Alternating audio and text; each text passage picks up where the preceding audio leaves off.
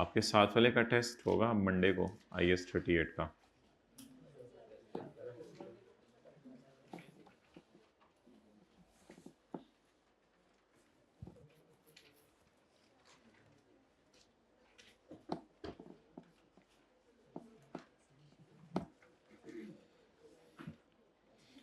Past paper का question number 5 निकालें।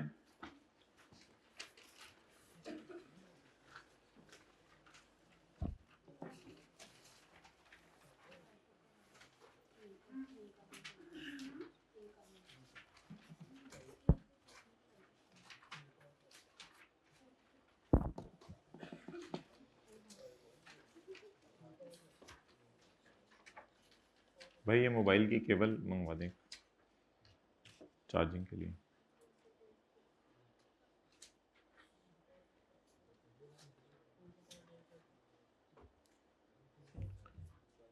Question number 4 का बी। ऑन यकम जनवरी 2012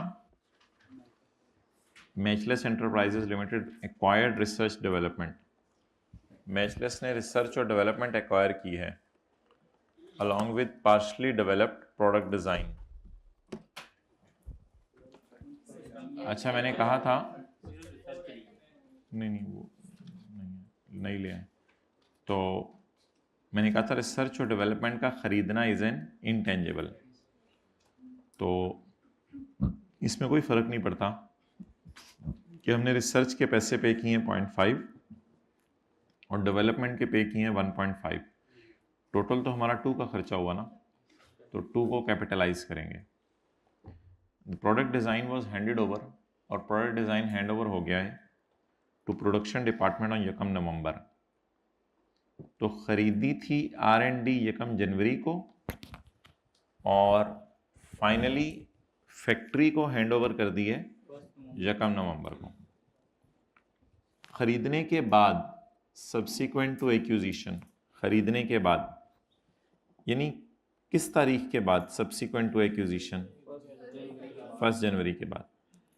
MEL incurred 0.7 on research and 2.5 on development. हमने इतना रिसर्च और डेवलपमेंट पे खर्च किया। It is expected that this product design would benefit company for next 5 years। बताएं जी, यकम जनवरी को क्या एंट्री होगी? इंटेंजिबल डेबिट कितने से? 2 से, पूरे 2 से। और नवंबर में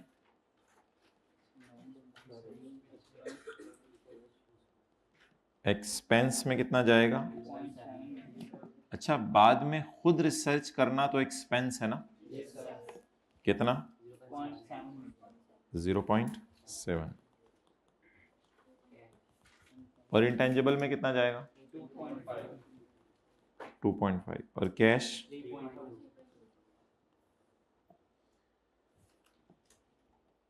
और amortisation?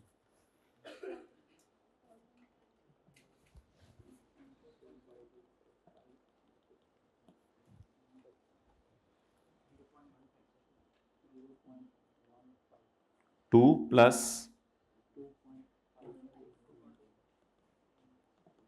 Divided by multiplied by 2 bye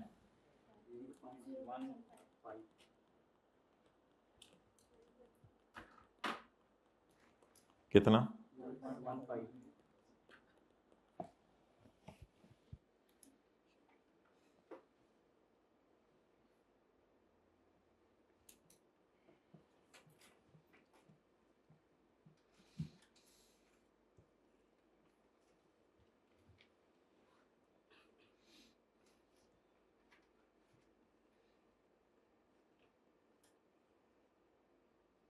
जल्दी भी।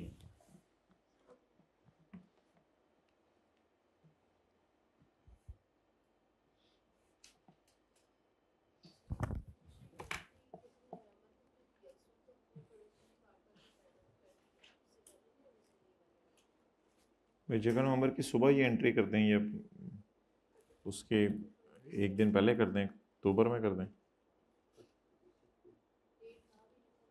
डेट ना भी लिखें तो खैर है, कोई मसला नहीं।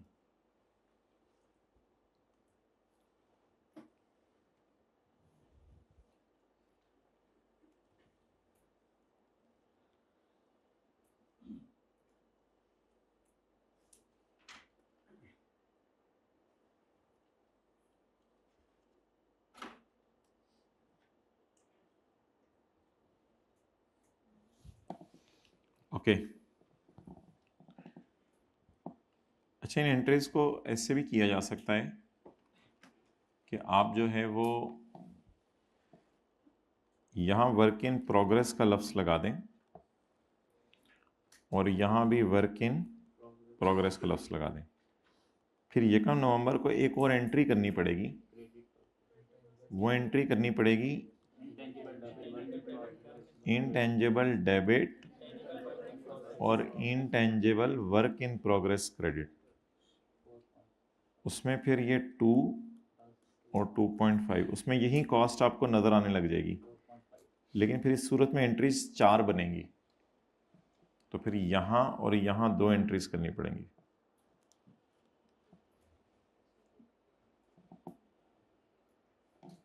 लेकिन हमने इस मेथोडोलॉजी को यूज़ नहीं किया।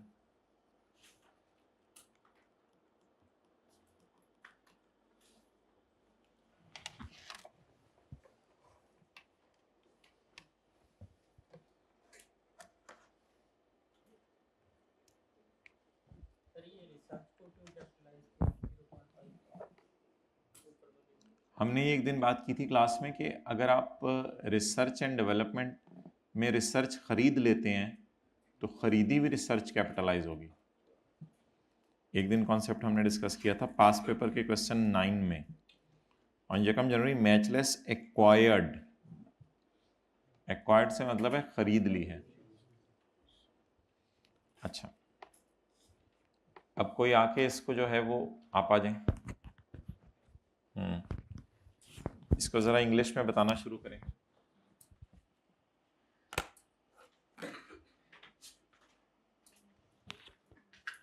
क्या सर? इंग्लिश में बताना शुरू करें देख के। On 1st Jan 2012,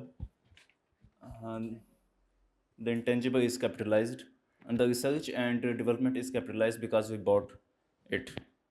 On 1st November 2012,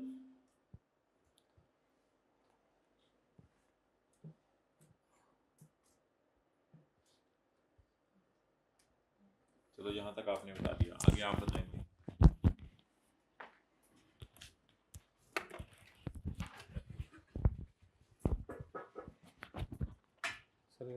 Expense again. On 1st November 12, entity incurred the expense of 0.7 million, that is charged to PNL, and capitalized 2.5 million of expenditure of development, and credit the cash of 3.2 million. Credit cash बोलने की जरूरत है, आगे चलें। At the end of the period, we charge the amortization of two months, amounting to the cost of 4.5 million, over the useful life of 5 months, of total period 2 months. फिक्रा तो नहीं बना।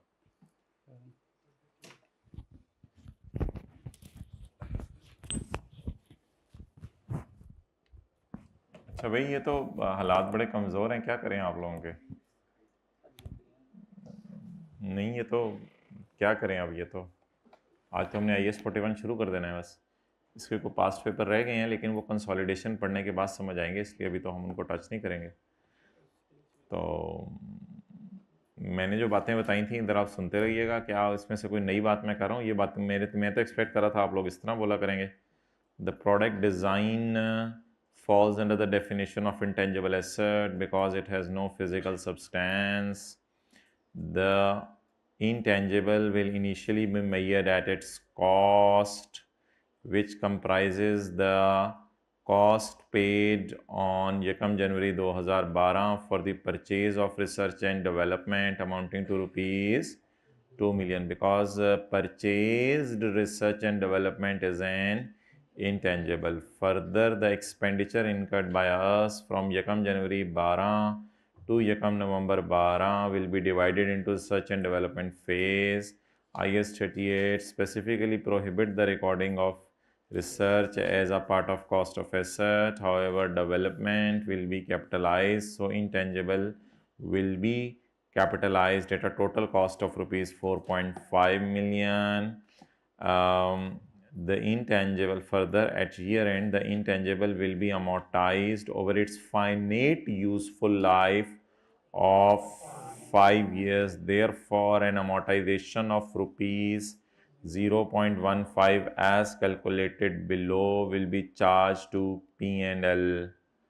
पता नहीं, मैं तो कुछ इस तरह की बातें आपको बता रहा हूँ और आप लोग पता नहीं किस तरफ से, ना ये बता रही हैं इंटेंजिबल है, ना ये बता रही हैं इनिशियली मैयर होना है कॉस्ट के ऊपर, ना आप जो है वो ये बता रहे हैं कि इसकी कॉस्ट के कंपोनेंट्स क्या हैं, ना आप ये बता रहे हैं कि IS 38 मना करता है रिसर्च को एक्सपेंस में डालने से और कैपिटलाइज करने से, और ना आप जो है वो अमोर्टाइजेशन के बारे में लिख रहे हैं कि फाइनेट लाइफ है या इंडेफिनेट लाइफ है। आप लोग तो अपने पाँव पे कुल्हाड़ी मार रहे हैं, लेकिन मेरे ख्याल से इतना बड़ा भी नुकसान नहीं हुआ। शायद ये बातें सुन के आपको बातें याद आ गई हों, आइंदा इसके बोलने में आप खुद ध्यान रखेंगे इसका।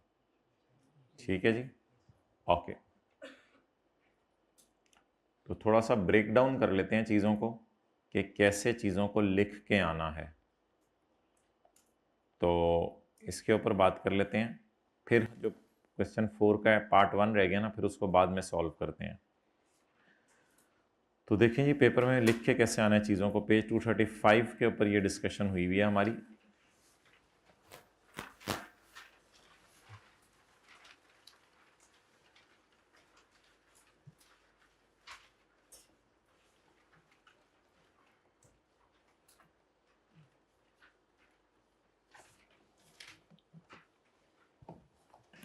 देखें ये डिफरेंट हेडिंग्स हैं जो बन सकती हैं। इनिशियल रिकॉग्निशन, इनिशियल मेजरमेंट, उसके बाद सब्सिक्वेंट टू, इसमें अमोर्टाइजेशन की डिस्कशन हो सकती है, और मेजरमेंट मॉडल्स की डिस्कशन हो सकती है। तो इनिशियल रिकॉग्निशन में अगर पेपर इजाज़त दे और आपके पास टाइम हो और सवाल थ्योरी का हो और काफ़ी लंबा हो, तो ये दो बातें भी लिख के आ सकते हैं जो आज तक मैंने क्लास में कभी नहीं लिखवाई। IS 38 allow the recording of intangible if it fulfills the following conditions. Its cost can be measured reliably and future economic benefits are probable. Since software which is acquired या internally generated by organization meet the above condition, it should be recorded as an intangible. अगर इससे ज़्यादा लिखना है तो यहाँ पे intangible की डेफिनेशन भी लिख के आ सकते हैं कि as software is a non monetary asset without having a physical substance and identifiable, therefore it is an intangible asset and it will only be recognized if it fulfill the following conditions, that its costs can be made reliably and future economic benefits are, since the intangible meets the above criteria, so it should be recorded as an intangible in statement of financial position. तो ये line आज तक हमने कभी नहीं लिखी, लेकिन अगर सवाल में मार्क्स ज़्यादा हैं थ्योरी की एडजस्टमेंट के तो ये भी लिखी जा सकती हैं। हम नॉर्मली फिर यहाँ से शुरू करते हैं। It should initially be measured at its cost and the entity should capitalize the development work, trial run cost, testing cost, cost to register, depreciation of the used in its production that is amounting to rupees इतना million. इन सब cost को जमा करेंगे और जमा करके total cost बता के आएंगे। ये होगी इनिशियल मेजरमेंट। उसमें फिर दो डिस्कशंस होंगी। कुछ कॉस्ट को कहाँ डालना होगा, एक्सपेंस में, उनके बारे में पेपर में लिख के आया करेंगे। IS 38 does not allow the capitalization of costs related to research, staff training, advertisement, so these costs should be charge to P&L। और यहाँ पे एक और चीज़ भी आ जाएगी, डेवलपमेंट नॉट मीटिंग क्राइटेरिया, उसको भी आपने P&L में डालना होता है। कुछ भी आप डाल के आ सकते हैं, ये तो एक सिर्फ डिस्कशन है जो आपने करनी है। तो ये है इनिशियल रिकॉग्निशन, रिकॉर्ड भी करना है या नहीं, और ये है इनिशियल मेजरमेंट कि अगर रिकॉर्ड करना है तो माय डियर कितने पर करना है। और सब्सिक्वेंट टू इनिशियल रिकॉग्निशन में फाइनेट लाइफ भी हो सकती है और since the product has a finite life of इतने ये for amortisation amount should be recorded in P&L। इस तरह के फिक्रे लिखा करें based on useful life.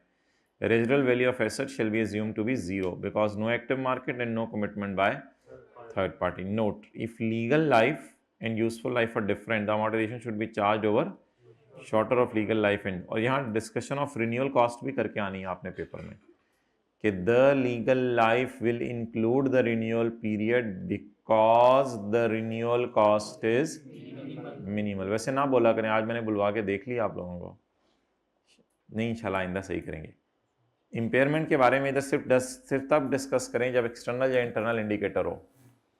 Indefinite life वाले के बारे में लिख के आया करें since there is, it should not be, however organization should test intangible for by comparing the recoverable amount with its at each year end। फिर measurement models, IS 38 permits an entity to adopt cost model और subsequent model, लेकिन subsequently initial measurement हमेशा किस पे होनी है? Cost पे होनी है। लेकिन अगर आपने गवर्नमेंट ग्रांट वाला खरीदा हुआ है तो फिर आपकी मर्जी है कि इनिशियल मेजरमेंट कॉस्ट पे कर लें या रिवैल्यूएशन मॉडल नहीं है नाम उसका, उसका नाम है फेयर वैल्यू। रिवैल्यूएशन मॉडल सिर्फ तब अडॉप्ट होगा जब ये एक्टिव मार्केट में चीज बेची, वरना नहीं। कॉस्ट मॉडल में आपने कॉस्ट माइनस अकोमोलेटेड पे चीजों को रखना है और रिवैल्यूएशन मॉडल में रिवैल्यूड अमाउंट माइनस अकोमोलेटेड। ये वाली डिस्कशन हो सकती है। तो ये 3-4 ब्रॉड हेडिंग्स अगर आपके जहन में हैं तो फिर आप डिस्कशन को प्रोलॉन्ग करके आ सकते हैं। चलें जी, अब निकाल लें question number 4।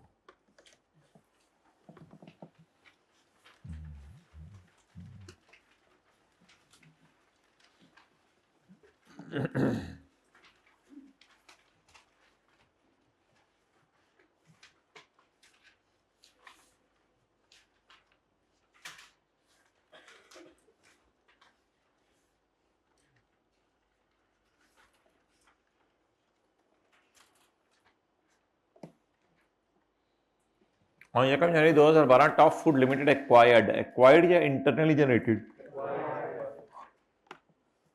Manufacturing rights of different range of juices and ice creams from a well known multinational company for ₹50 million, falling under the relevant clauses of the agreement executed between the two companies. The agreement is valid for 5 years and renewal is for another period of 5 years at a ना होने के बराबर price. मिसाल के तौर पे ये 50 million है तो वो 1 मिलियन में रिन्यू हो जाएगा। नॉमिनल प्राइस उसने बताई नहीं। तो अब बता दें लीगल लाइफ या कॉन्ट्रेक्चुअल लाइफ। कॉन्ट्रेक्चुअल लाइफ, इसको लीगल लाइफ नाम ना दे, बेहतर है कॉन्ट्रेक्चुअल लाइफ नाम दे दें, क्योंकि ये गवर्नमेंट से लाइसेंस नहीं लिया, from a well known multinational company. तो कॉन्ट्रेक्चुअल लाइफ का लफ्ज़ यहाँ यूज़ कर लें। ये एक नया लफ्ज़ आज हमने इंट्रोड्यूस किया है। इससे पहले हम लीगल लाइफ का लफ्ज़ यूज़ करते हैं। कॉन्ट्रेक्चुअल लाइफ 5 साल लेंगे या 5+5 लेंगे? Manufacturing rights are not transferable and cannot be sublet. ये राइट किसी और को नहीं दे सकते, हमें ही मिला है। किसी मशहूर बोतलें बनाने वाली कंपनी से या जूस बनाने वाली कंपनीज और आइसक्रीम बनाने वाली कंपनी से हमने ये लिया है। जब प्लांट इरेक्ट हो गया, प्लांट खड़ा हो गया, TFL started manufacturing the products, तो इसने प्रोडक्ट्स मैन्युफैक्चर करना शुरू कर दिए यकम जुलाई से। इंटेंजिबल खरीदने के 6 महीने बाद बहुत ज़्यादा कंपटीशन की वजह से न्यू प्रोडक्ट अपने डिजायर्ड रिजल्ट अचीव नहीं कर सकी 6 महीने। वैसे डिस्कशन करके आए यकम जनवरी की और 31 दिसंबर की। यकम जनवरी पे तो डिस्कशन होगी इनिशियल रिकॉग्निशन और इनिशियल मेजरमेंट, और फिर सब्सिक्वेंट टू इनिशियल रिकॉग्निशन इसमें डिस्कशन होगी इनिशियल रिकॉग्निशन की और इनिशियल मेजरमेंट की, और इधर अमोर्टाइजेशन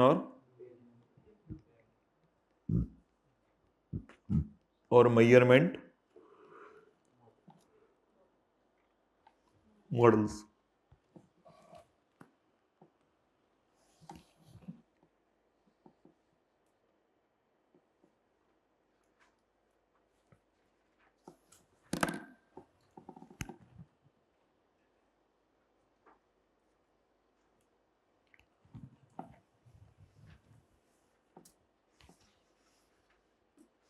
चलें जी, हेडिंग दें 1 जनवरी 2012।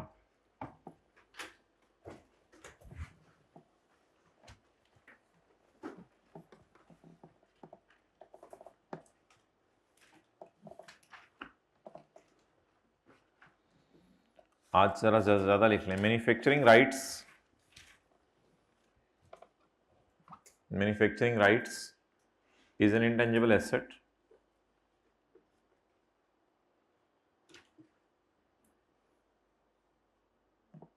manufacturing right is an intangible asset because it has no physical substance.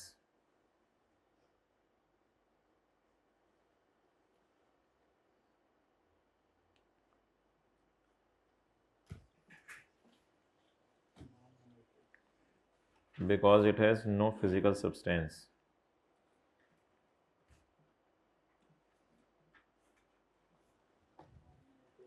And non monetary and identifiable भी लिख सकते हैं। अच्छा, अगली बात जरा लिखते हैं अब सवाल 8 नंबर का। IS 38 allow recording of intangible. IS 38 allow recording of intangible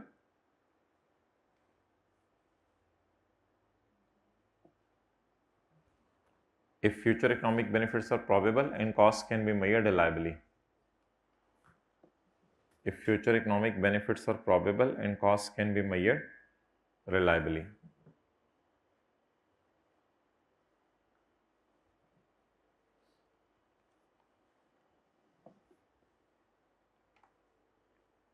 Since manufacturing rights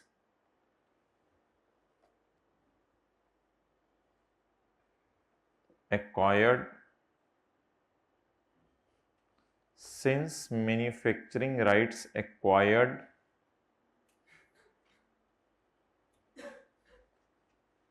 meet the above criteria,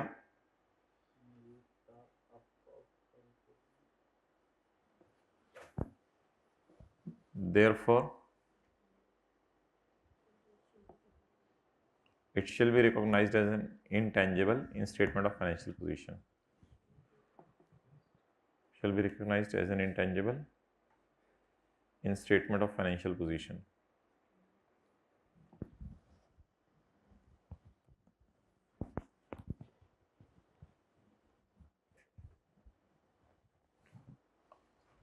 अभी 1 जनवरी की हेडिंग ही डली रहने दें और अगला पैरा इनिशियल मेजरमेंट की कोई हेडिंग देने की जरूरत नहीं है इतनी, बस 1 जनवरी की हेडिंग काफ़ी है जो सवाल बनने की।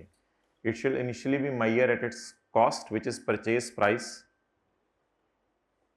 It shall initially be measured at its cost which is purchase price of rupees 50 million. बस और तो कुछ इसमें है नहीं कि किस किस चीज़ को डाल के बना है 50 मिलियन, तो इसलिए और तो डिस्कशन है नहीं और कोई एक्सपेंस में भी कुछ नहीं डालना, बस ठीक है फारिग करें। अगली हेडिंग दें। अब देखें ना 1 जनवरी की उसने प्रॉपर हेडिंग मांगी थी तो हमें फिर ना ये लिखना पड़ा था जो हम और सवालों में नहीं लिखते थे। Cost can be made reliably and future economic benefits are probable. ये लाइन मेरे ख्याल से पहली दफ़ा हमने किसी सवाल में डाली है। आगे चलें, 31 दिसंबर की हेडिंग डालें।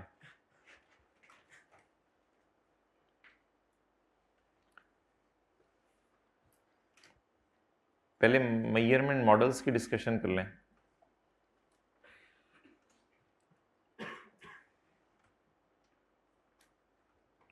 IS 38 permits an entity. IS 38 permits an entity to adopt cost model or revaluation model.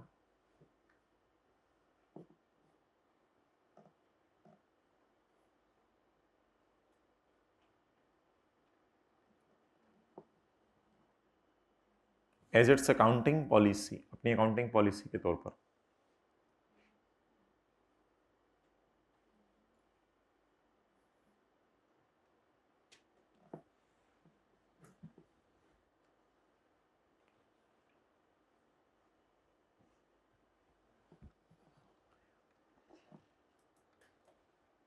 here revaluation model will not be applied because there is no active market. ना ना ना, थर्ड पार्टी कमिटमेंट जूता उतारने, revaluation के लिए third party commitment नहीं देखी जानी, वो रेजिडुअल वैल्यू के लिए थर्ड पार्टी कमिटमेंट देखी जानी है। ये स्टैंडर्ड आज हम खत्म कर रहे हैं, IAS 41 शुरू करने, जाते जाते रुला दें जितना रुलाना है मुझे। दो बंदों ने भी स्टेज पे आकर रुलाया, लेकिन मेरे ख्याल से अब फायदा हो गया होगा इन दो को, और बाकियों को आइंदा जरा लिख लेंगे सही इंशाल्लाह। The revaluation model at there is no active market. वैसे एक्टिव मार्केट होती भी तो ये नॉन ट्रांसफरेबल है, हम बेच ही नहीं सकते। देखिए ना, ये भी तो सवाल में लिखा हुआ था ना, द मैन्युफैक्चरिंग नॉट ट्रांसफरेबल। अगर एक्टिव मार्केट होती भी तो जिससे मैंने खरीदा है उसने आगे बेचने की इजाजत थी, तो फिर एक्टिव मार्केट होती भी तो क्या करते हैं, कुछ भी नहीं, चार्ट डालना था एक्टिव मार्केट में जाके, उसके अंडे देने थे। रिवैल्यूएशन नहीं नहीं नहीं नहीं नहीं, नहीं। फिर कैसे करते हैं, यानी एक्टिव मार्केट नहीं है तो फिर सोचे ना, अगर एक्टिव मार्केट नहीं है, एक्टिव मार्केट सॉरी है, लेकिन मैं उसको बेच ही नहीं सकता एक्टिव मार्केट में, तो रिवैल्यू करके फिर मैं क्या कर लूंगा उसका। आगे चलें, हाँ इस तरह लिख सकते हैं, आगे लिखें। Therefore it will appear at cost model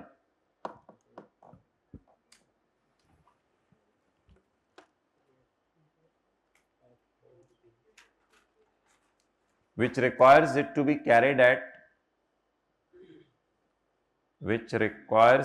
be carried at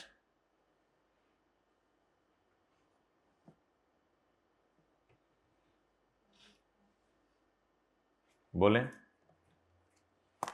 cost less accumulated amortization and accumulated impairment loss।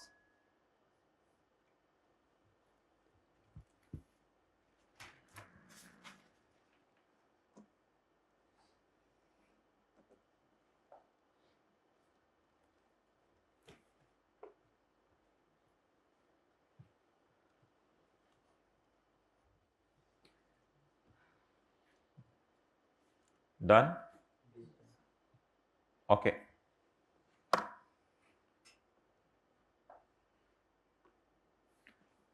In this case, the product has a finite life of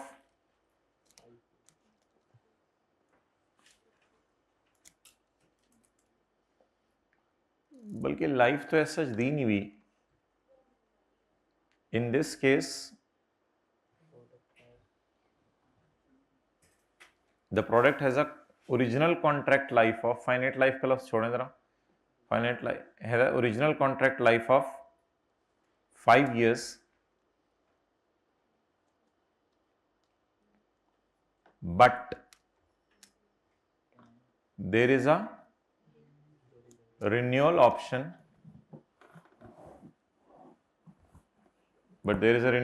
hybrid boys भाई लिख के नहीं रहे, थको ना my dear, but there is a renewal option at a nominal price, therefore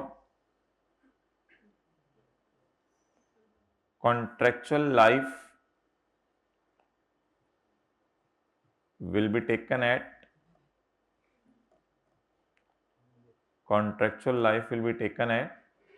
10 years।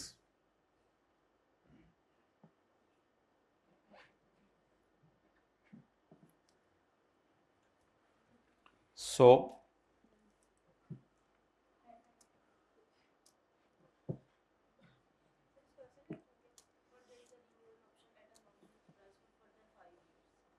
इस तरह लिखते हैं, there is a renewal option of there, जो भी बोले आपने वो सही बोला है। अच्छा जी, फर्दर 5 years के लिए रिन्यूअल ऑप्शन है मिनिमल प्राइस पे। अच्छा नेक्स्ट, आप कहाँ तक पहुंचे थे? So it will be so an amortization of rupees 50 divided by 10,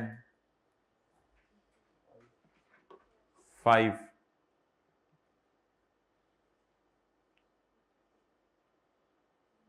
will be charged to P&L.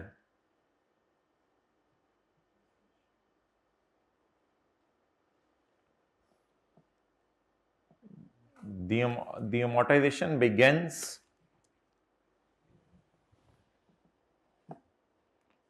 from Yakam January 12. The amortization begins from Yakam January 12. That is the date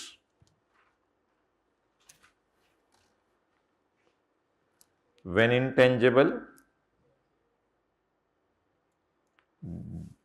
that is the date when intangible is available for use. वैसे use कब शुरू हुआ है? यकम जुलाई 12 को, लेकिन available for use कब से है? यकम जनवरी 12 को. Date is the date when it is available for use. ये भी देखें कॉन्सेप्ट था छोटा सा कि यकम जनवरी 12 और यकम जुलाई 12. अच्छा जी, further residual value is taken as 0 because, देख रहे हैं हम बात को कैसे खींच रहे हैं? फर्दर बिला वजह तो नहीं खींच रहे. Further residual value is taken at 0 because there is no active market और थर्ड पार्टी कमिटमेंट.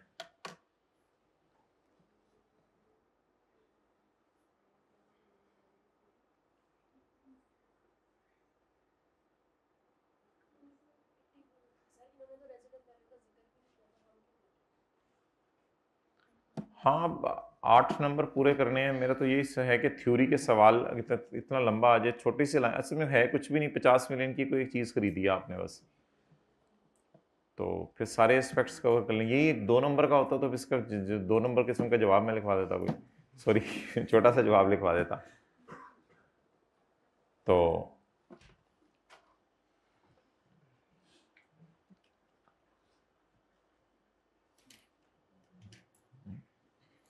अब ये लाइन आप डाल सकते हैं बीच में कि as the product has not achieved it desired sale so there we may test it for impairment. इस तरह की लाइन कुछ डाल सकते हैं कि शुरू में जरा लोग इतना पसंद नहीं करे चीज़ को, तो इस तरह की लाइन डालनी है तो डाल दें. As the product has not achieved the desired sale due to intense competition. As the product लिखे ना अपना as the product has not achieved the desired sale due to अन्ना मुकाबला, intense competition कहते हैं जिसको, due to intense competition. Therefore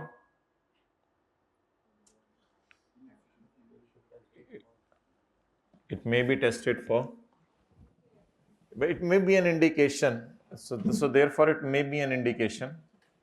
फिक्रा चलते चलते अगर ज़्यादा बेहतर हो जाए तो कर लिया करें. Therefore it may be an indication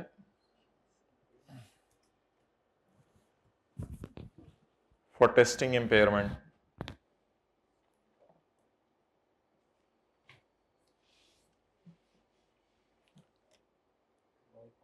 By comparing the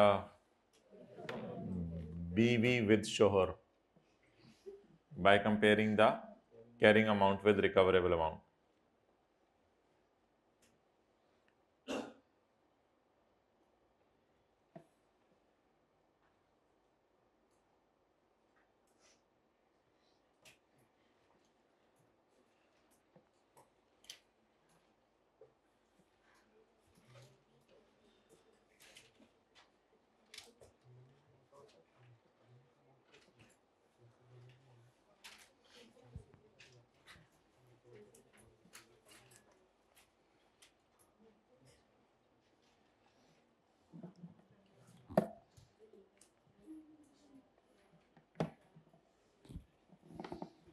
ji okay. हाँ जी,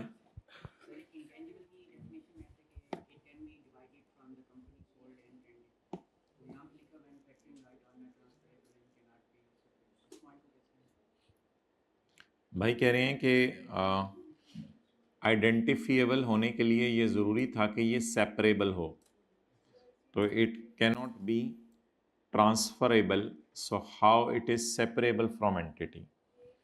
माय डियर, ये अधूरी बात आपने की है। पूरी बात ये है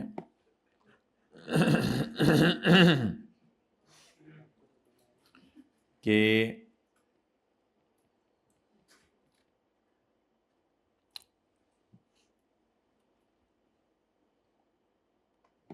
मस्ट बी सेपरेबल और must rise from a contractual right. तो ये कॉन्ट्रेक्चुअल राइट है, इसका फिर सेपरेबल होना जरूरी नहीं है। आइडेंटिफिएबल होने के लिए सेपरेबल हो सकता है या कॉन्ट्रेक्चुअल राइट हो सकता है, ये पढ़ा था।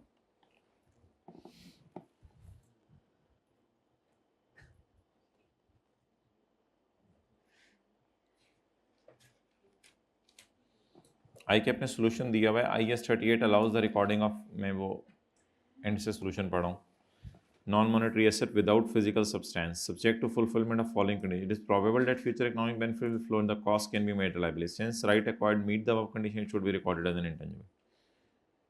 IS-38 permission it to adopt the cost or revaluation model. The revaluation model can only be applied if the assets are traded in active market. As the rights cannot be sold, the revaluation model cannot be used. और हमने लिखा था कि active market का data available नहीं है, तो ये लाइन भी लिख सकते हैं कि राइट नॉन ट्रांसफरेबल है, इसलिए फ़ायदा कि एक्टिव मार्केट होने का। The cost model requires intangible to be carried at cost less accumulation in accumulated impairment loss. Amortization will begin from January 12 when it is available for use. Residual value of intangible asset with finite useful life shall be assumed to be 0. आगे हमने इसकी वजह भी बता दी थी। IS-38 include the renewal period in useful life if there is evidence to support renewal without.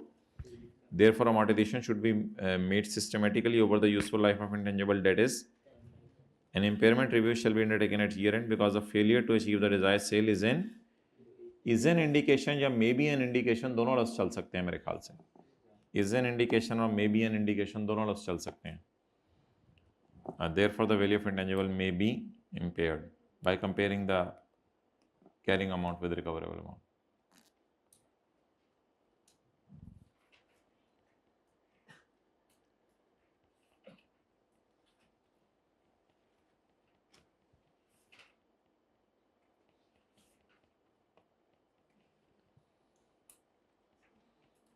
अब Monday को test है हमारा, ओके।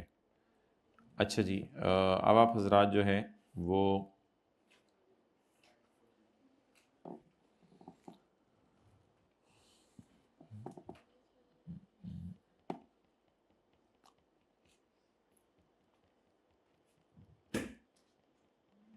हमारी जो पब्लिश्ड फाइनेंशियल स्टेटमेंट्स होती हैं उसमें इंटेंजिबल्स कैसे नज़र आते हैं। मिसाल के तौर पे पेज 70, ये तो मैंने किसी कंपनी की फाइनेंशियल स्टेटमेंट्स खोली हुई हैं पैकेजेस की, तो इसमें इंटेंजिबल्स नज़र आ रहे हैं मुझे 65 मिलियन के, 65 मिलियन के। इसके लिए मुझे नोट 21 देखना पड़ेगा जाके कि ये 65 मिलियन के इंटेंजिबल्स क्या बला हैं।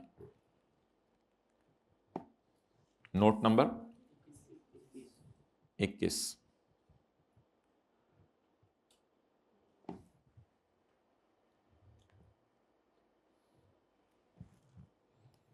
Gross carrying amount, opening, addition, deletion, closing, accommodated amortization, opening amortization, ये 65 मिलियन हमारे एक से ज़्यादा नहीं है। लाइसेंस, सॉफ्टवेयर, ब्रांड्स, हमारे पास बस एक ही किस्म के हैं जो कि सॉफ्टवेयर हैं, उसमें वेबसाइट भी हमने इधर ही डाल दी हुई है, और ERP सिस्टम। असल में सारी एक ही टाइप की चीज़ें हैं, इसलिए हमने डिफरेंट लाइनें नहीं डाली हुई। लैंड, बिल्डिंग, प्लांट, मशीनरी, जैसे हमने इधर डाली हुई है ना प्रॉपर्टी, प्लांट एंड इक्विपमेंट के अंदर, जैसे PPE का नोट इनका बहुत बड़ा बना हुआ है। PPE का नोट, PPE का नोट, PPE के नोट में तो उन्होंने उल्टा कॉस्ट और एडिशन ऊपर डाल दिए हैं, इधर की बजाय उधर शिफ्ट कर दिए हैं, और आगे फिर हेडिंग दी हुई है लैंड, बिल्डिंग, प्लांट, मशीनरी। तो PPE के नोट की तरह लंबा नोट नहीं है, क्योंकि एक ही कैटेगरी के एसेट्स थे, और वो एसेट्स थे सॉफ्टवेयर टाइप सारे या वेबसाइट्स। तो ये नोट बना हुआ है, और ये पिछले साल का डाटा है, कंपैरेटिव डाटा 2018 का।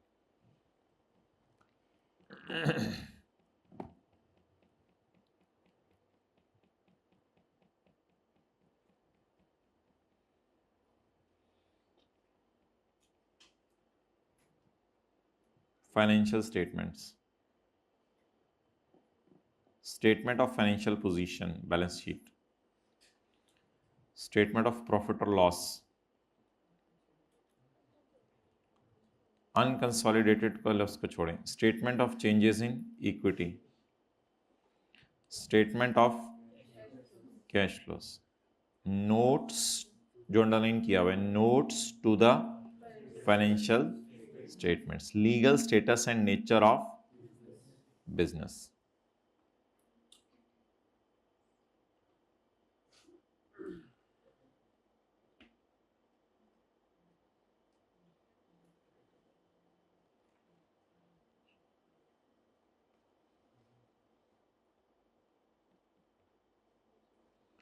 summary of significant accounting policies.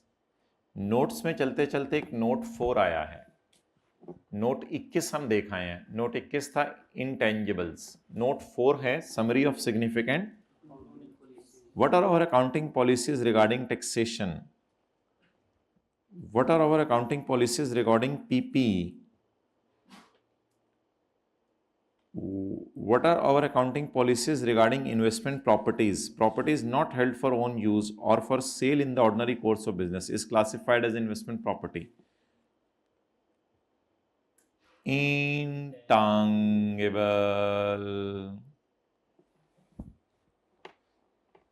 इसको कहते हैं notes on accounting policies.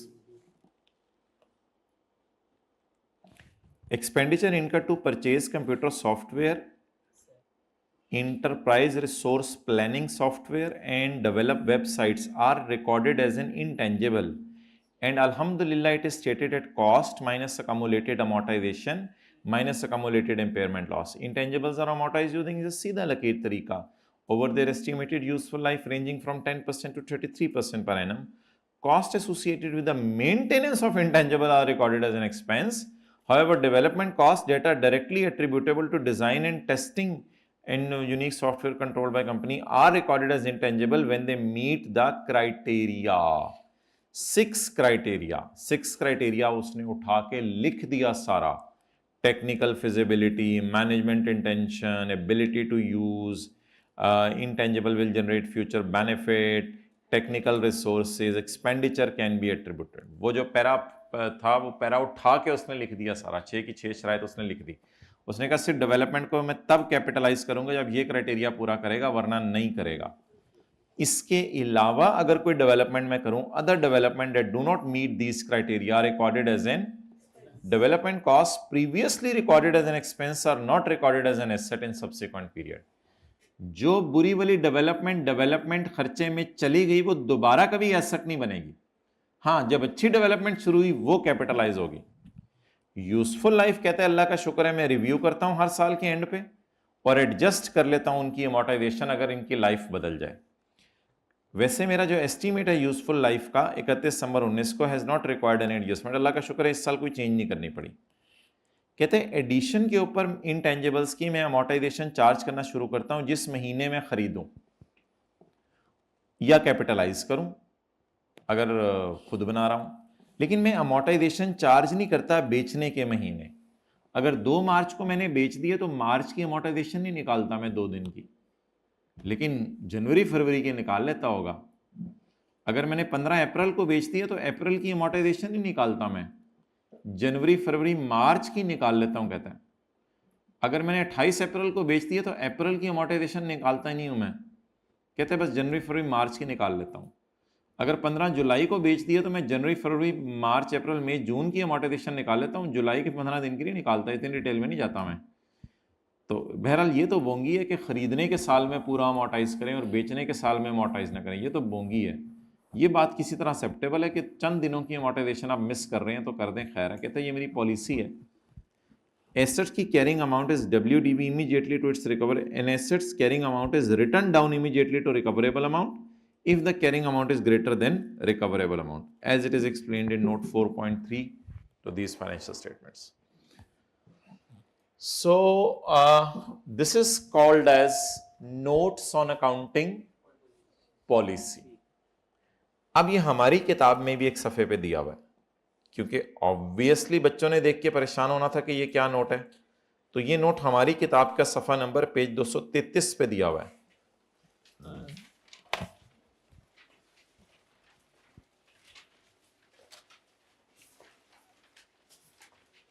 तो माय डियर, जाते जाते इनटेंजिबल्स में हमने एक इंटरेस्टिंग चीज देखी कि इनटेंजिबल्स को ना सिर्फ नोट बनाकर cost accumulated amortisation opening addition disposal वाला बनता है, बल्कि एक और नोट बनता है। ये नोट अंग्रेजी में होता है। ये सिर्फ इनटेंजिबल्स के नहीं बनता, ये सारे स्टैंडर्ड्स में बनता है note.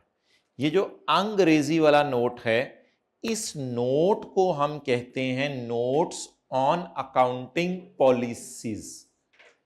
Below is a typical note which covers many of the possible areas of accounting policy for intangibles.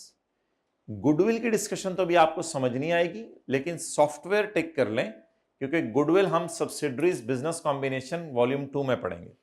Softwares, expenditures incurred to acquire software and develop website are capitalized and stated at cost minus accumulated amortization and identified impairment. वो अंग्रेजी मैंने उठा के यहां लिखी है जो packages के भी आपको पढ़ाई है।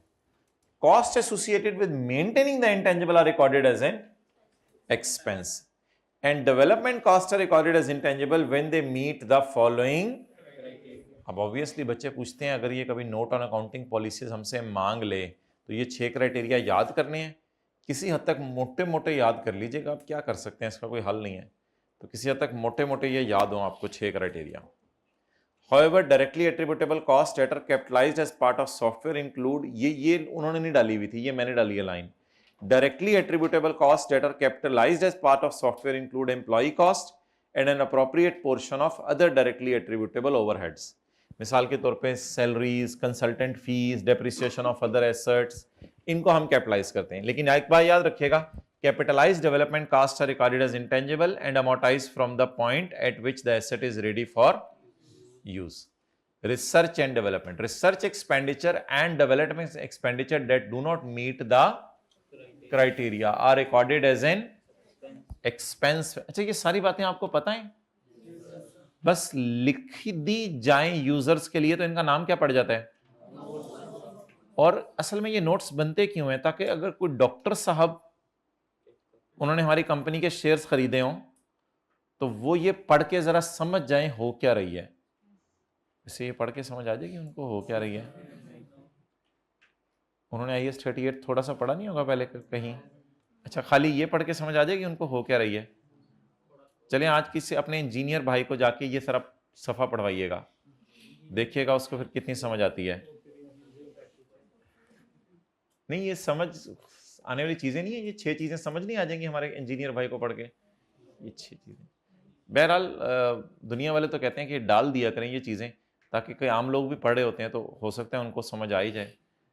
कोई होते हैं माशाल्लाह हरफन मौला किस्म के लोग भी, तो ये उनके लिए हम लिख रहे हैं चीज़ें, क्योंकि हमें तो ये पता है, लेकिन अगर एग्जामिनर हमसे पूछ ले तो फिर तो हमें भी नहीं पता, आपको पता है वो तो फिर अलग मसला है वो हमारा। तो research expenditure and development expenditure that do not meet the criteria are recorded as an expense and the development cost previously recognised as an expense, जो बुरी डेवलपमेंट में चली गई, are never recorded as an asset in subsequent period. Intangibles are amortized using the सीधा लकीर तरीका over the estimated useful life ranging from 10 to 33. Goodwill and intangible assets that have an indefinite life are not subject to amortization. However, they are tested annually for useful life are reviewed at end of each balance sheet date. तो ये थोड़ी सी discussion अब हमने कर दी है फाइनेट life वालों की, amortise जिनको कर रहे हैं, और फिर थोड़ी सी डिस्कशन कर दी है इंडेफिनेट वालों की। कोई ना कोई हेडिंग्स तो हमें पता होनी चाहिए ना। और तीसरी हमने डिस्कशन कर दी है कि रिव्यू कर दिया करें यूजफुल लाइफ को बैलेंस शीट के एंड पे। तो मोटी मोटी हेडिंग्स पता होंगी तो आपको पता है अंदर तो हम लिख ही लेते हैं फिर। तो useful life of intangible assets are reviewed at each of balance sheet date amortization on addition is charged from the month in which asset is acquired or capitalized, while no amortization is charged in the month in which asset is disposed of. Month के and पे dispose होगा तो भी शक आप ना करें, कोई मसला नहीं। ना 30th को भी कोई मसला नहीं है। ये कोई हार्ड एंड फास्ट डिप्रिसिएशन कोई हार्ड एंड फास्ट टाइप चीज तो होती नहीं है, अंदाजा ही होता है, क्या फर्क पड़ता है उसमें। कहते हैं मैं नहीं डिप्रिशिएट करना बेचने के महीने में, ना कर। नहीं, ये तो एक एग्जांपल दी हुई है, हो सकता है हम 5% से 30% तक अमोर्टाइज कर रहे हो। नहीं नहीं, ये तो 40% कर लें। ये तो इस ऑर्गेनाइजेशन की एग्जांपल्स है मिसाल के तौर पे, ये कोई हार्ड एंड फास्ट रूल नहीं है स्टैंडर्ड के।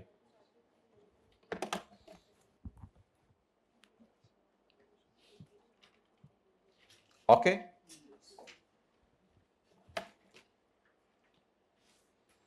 अच्छा, अब थोड़ी सी कुछ चीज़ें रह गई हैं, उनको आप जो है वो पढ़ लें, फिर हम इंशाल्लाह इसको क्लोज करते हैं। अब आप बैकवर्ड चलना शुरू कर दें इस सफ़े से।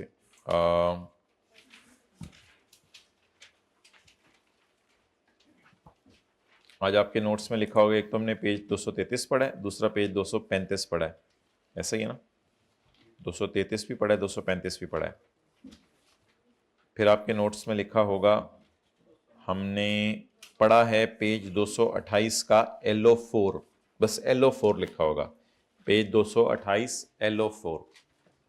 Subsequent expenditure, subsequent expenditure intangible पे, यानी कि जब इंटेंजिबल मुकम्मल हो गया उसके बाद उस पर खर्चा हो तो उसको क्या करना चाहिए?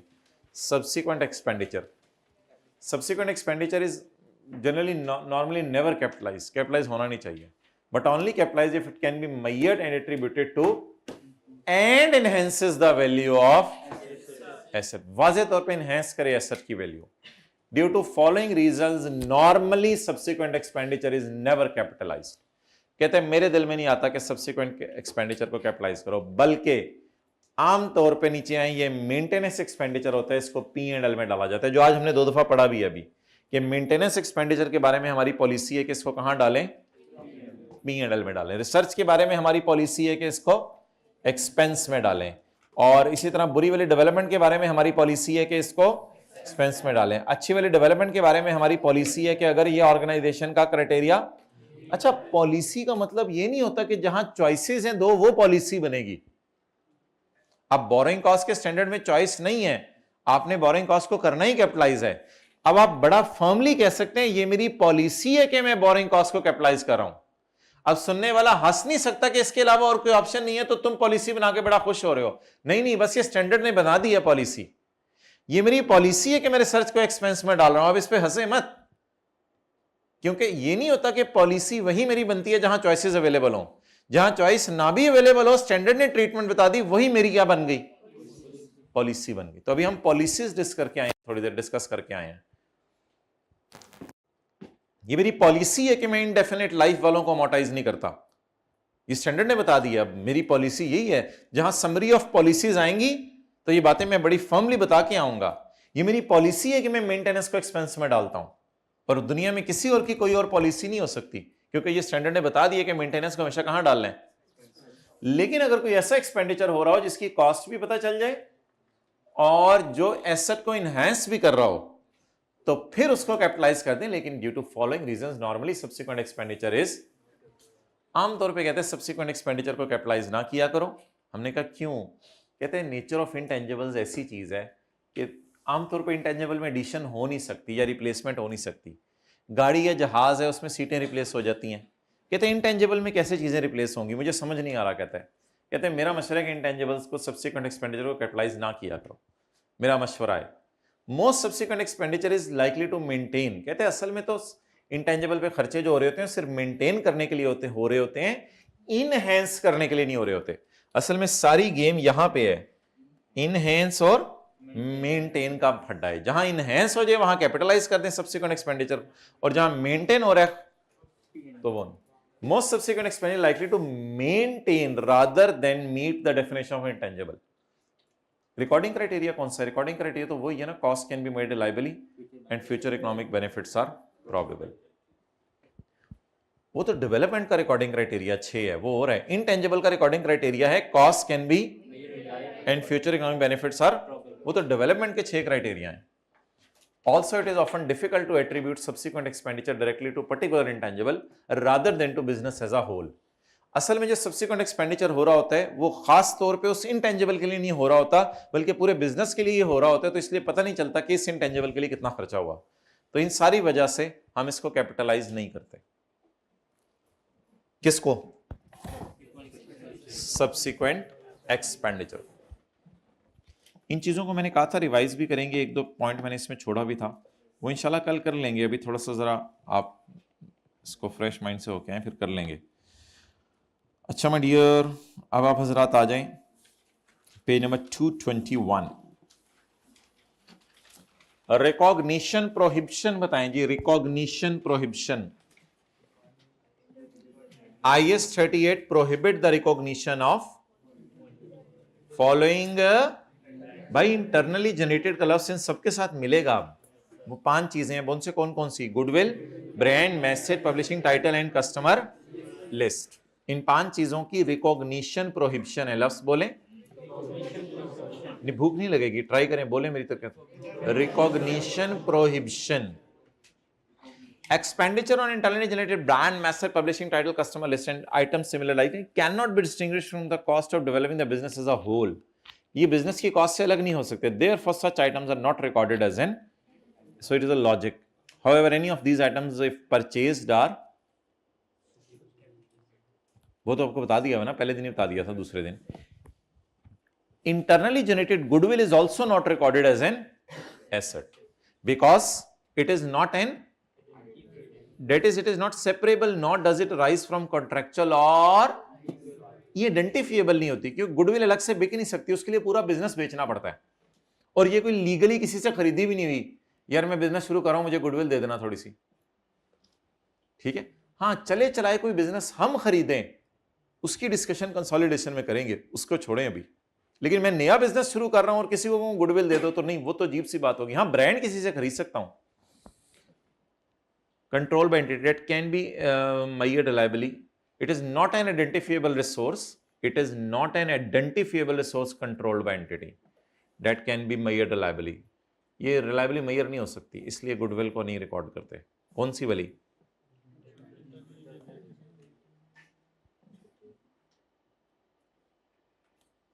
इसको काट दें. अच्छा जी, expenditure on intangible date was initially recorded as an expense shall not be recorded as a part of cost of asset at a later date. एक ना सजेशन आई थी लोगों की कि जनवरी में आपने रिसर्च की, जनवरी में आपने रिसर्च की 2 रुपए की, इसको डाल दो एक्सपेंस में. फरवरी मार्च में बुरी वाली डेवलपमेंट चली 3 रुपए की और 6 रुपए की, इसको डाल दो एक्सपेंस में, बुरी डेवलपमेंट. और अप्रैल के अंदर अल्लाह का शुक्र है अच्छी डेवलपमेंट हुई और इंटेंजिबल मुकम्मल हो गया. तो लोगों ने यह राय दी कि जब डेवलपमेंट अच्छी हो ही गई है तो पुरानी वाली बुरी को भी डाल के इंटेंजिबल रिकॉर्ड कर लो 19 रुपए पे. तो स्टैंडर्ड ने उनके लिए पैरा 71 निकाला. Expenditure on intangible date was recorded as an expense shall never be recorded as a part of cost of asset at a later date.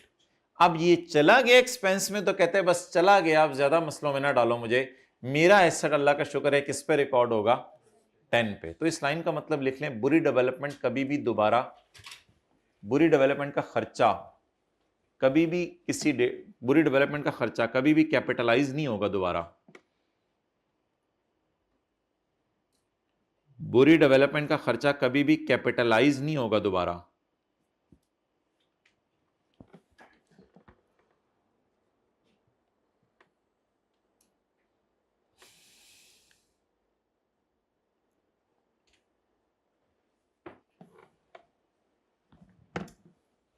भाई वो आज पहली ताक रहा था, रिश्तेदारों से माफ़ी मुफ़ी मांग लें जो मांगनी थी, अब जो बहुत हो गया है वो फिर लैलतुल क़द्र की रात ऐसे लोगों को तो फिर माफ़ नहीं किया जाता है. तो मकसद फ़ोन कर के ना, आप लोगों के तो नहीं है कोई रिश्तेदार ऐसे माशाल्लाह कह रहे हैं, खुद ही बोल रहे हैं। अब हैं तो बस चुप कर जाए ना, अपने तक रखें, अब सबको तो नहीं बताना कैसी बातें। पॉइंट नंबर 2, ठीक है, कर लें आज फ़ोन जाके, हाथ खड़े नहीं करवा रहा मैं, कौन कौन करेगा, करवा कर बोलें। घर अपने बड़ों को भी समझाएं, छोड़ दो यार, क्या बंदे तो नहीं मारे हुए उन्होंने जिनसे लड़ाइयाँ की हुई हैं। नहीं सर, लेकिन आपको नहीं पता वो कौन है।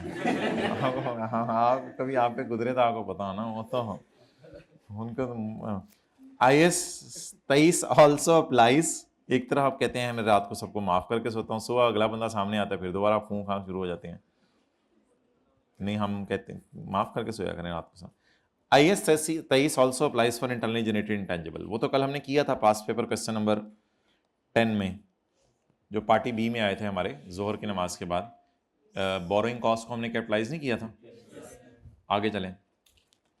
इफ़ द रिसर्च फेज, अच्छा ये लाइन इतनी इंपॉर्टेंट नहीं है, ये बच्चों को इतनी पढ़ानी भी नहीं चाहिए। वो कहते हैं प्रैक्टिकली कभी कभी ऐसा होता है कि रिसर्च और डेवलपमेंट में फ़र्क पता नहीं चल रहा होता। एग्जांपल्स तो दी नहीं है स्टैंडर्ड ने रिसर्च और डेवलपमेंट की, लेकिन फिर भी कभी कभी प्रैक्टिकली पता नहीं चल रहा होता कि रिसर्च चल रही है या डेवलपमेंट चल रही है। कहता है अगर ऐसा होना कभी ज़िंदगी में तो आप समझ लेना कि रिसर्च चल रही है, लेकिन इसका मतलब ये नहीं कि पेपर में आपको समझ नहीं आ रहा कि ये रिसर्च है या डेवलपमेंट है तो इसको रिसर्च समझ लें। पेपर में अगर समझ नहीं आ रहा तो मतलब है कि आपने रिसर्च और डेवलपमेंट की एग्जांपल्स अच्छे तरीके से दिमाग में नहीं रखी हुई, इसलिए मैं ये नहीं पढ़ाता होता। चलें आखिरी दिन पढ़ा देते हैं। अगर रिसर्च फेज अलग ना हो सके डेवलपमेंट फेज से, तो समझ लो भी कौन सी फेज चल रही है, रिसर्च में ही लगे हुए अभी तक। ये इसको तो छोड़े, buying in, process, research and development, इसको मैंने क्या कहा था, क्या कर दें, कैपिटलाइज। अभी करके आए हैं पास्ट पेपर क्वेश्चन नंबर 4 के बी में, और पास्ट पेपर क्वेश्चन नंबर 9 में भी किया था इसको। तो दो जगह हमने in process, research and development को माय बबलू क्या किया था, कैपिटलाइज किया था। डन।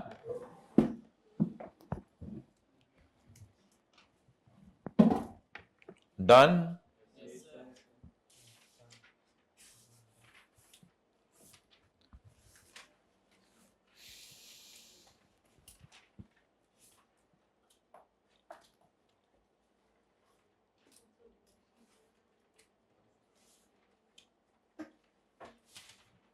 चलो भाई दूसरा पार्ट बनाओ, IS 41 शुरू करें। आप लोग